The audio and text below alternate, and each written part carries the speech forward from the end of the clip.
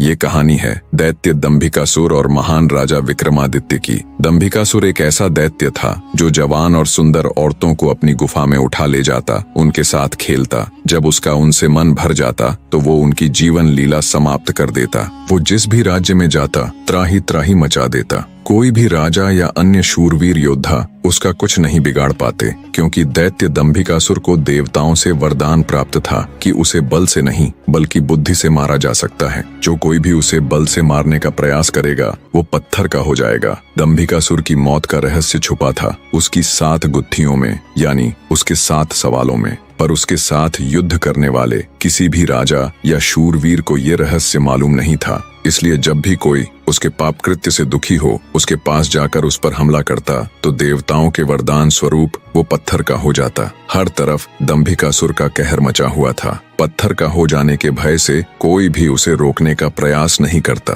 पर कहते हैं ना, जब पाप का घड़ा भर जाता है तो उसके भी फूटने का समय आ ही जाता है। हर जगह अपनी मनमानी कर एक दिन दैत्य दंभिकासुर ने उज्जैन नगरी की तरफ रुख किया। उज्जैन नगरी के ऊपर उस समय महान राजा विक्रमादित्य का शासन था। महाराज विक्रमादित्य न केवल बलशाली थे बल्कि वे बहुत बुद्धिमान भी थे। उन्हें हर प्रकार के कौशल में महारत हासिल थी।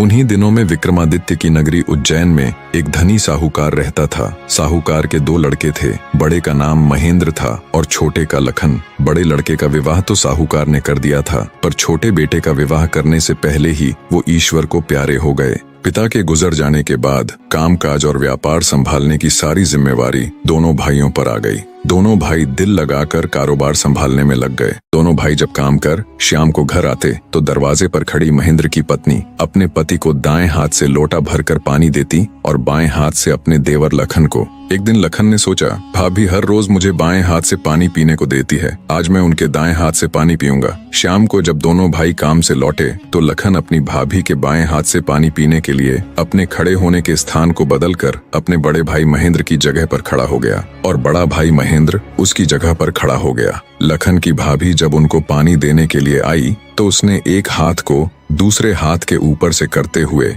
दाएं हाथ का लोटा अपने पति को दे दिया और बाएं हाथ में पकड़ा हुआ लोटा लखन को दे दिया। ये देख, लखन बोला, भाभी आज मैंने भैया के स्थान पर खड़ा होकर सीधे हाथ से दिया हुआ पानी पीना चाहा, परंतु आपने अपने हाथों को बदलते हुए मुझे बाएं हाथ से ही पानी दिया। आप मुझे बताएं, आपने ऐसा क्यों किया?